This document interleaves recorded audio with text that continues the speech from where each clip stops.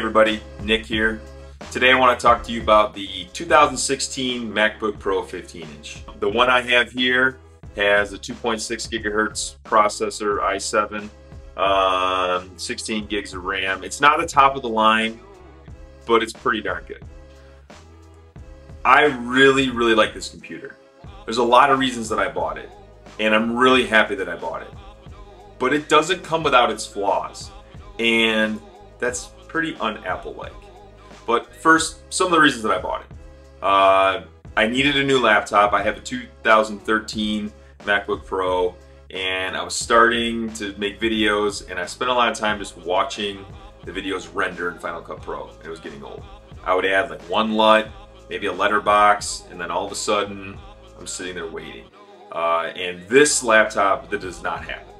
But some of the reasons I bought it, it's slim, it's sleek, it's space gray. You know, I'm not gonna lie, I want to go to a coffee shop and just open it up and be like, yeah, that's right, 2016 MacBook Pro 15-inch, boom, right here. But I haven't done that yet, just so you know, I'm not that conceited. Some of the reasons I really like this computer, I really like the Touch ID. It doesn't seem like a big deal to type in a password to get into your computer, but the Touch ID, it just feels right. And I'm okay with the TouchBar. The TouchBar is pretty cool. I'm starting to get used to it. I'm seeing some nice things, but a lot of times I'm doing things like just to turn up the volume, I have to press twice, where on the old computer I didn't. But I think the TouchBar is the right way to go. The new keyboard is a little funky. The keys are super flat, and so it kind of just feels like you're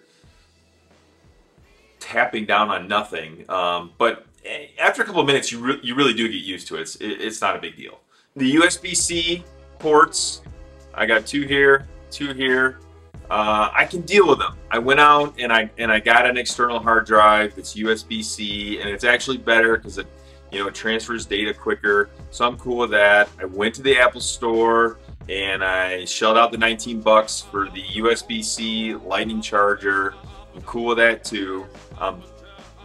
But my big flaw that I'm having right now is the SD card slot.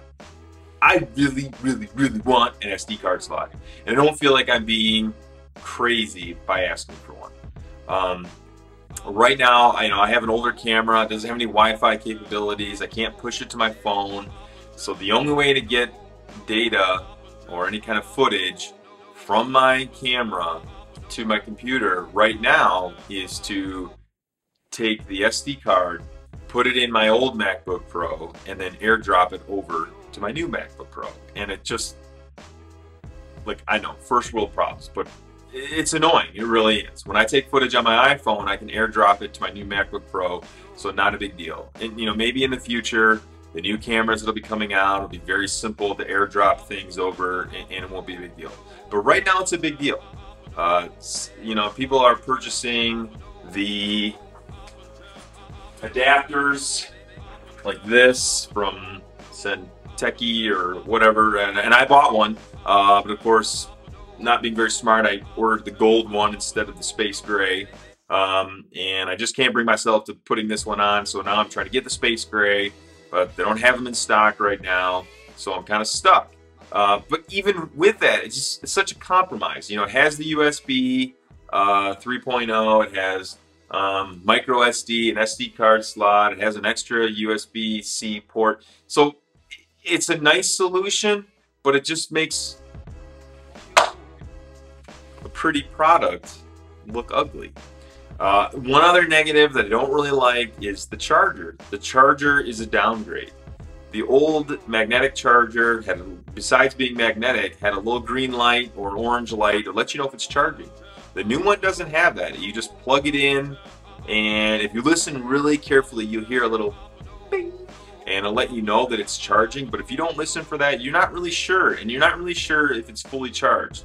Those little things are downgrades, which make it not as good of a product. It's not the best product Apple's ever made. The other problem with the charger is it doesn't wrap around that little hub thingy, whatever that thing is called. And again, it's not the end of the world, but it's not better. They didn't upgrade in those things. So I can understand why people would be frustrated with that, because usually when Apple comes out and says it's the best product we ever made, you almost kind of go, well, duh, why would you make something worse? Well, they have a really nice laptop, but a lot of the peripherals, they're not better. They're just not better. Overall, I'm really happy with my purchase. Once I get over all of the USB-C problems, the laptop really is amazing. It's fast, it's sleek, it's got a gorgeous display. I highly recommend it if you do a lot of photo and video. It's probably a little bit of overkill for the average computer user, but man, this thing's gorgeous. Thanks for watching. Don't forget to hit that subscribe button and leave some comments below. Let me know what you think of this video. Peace.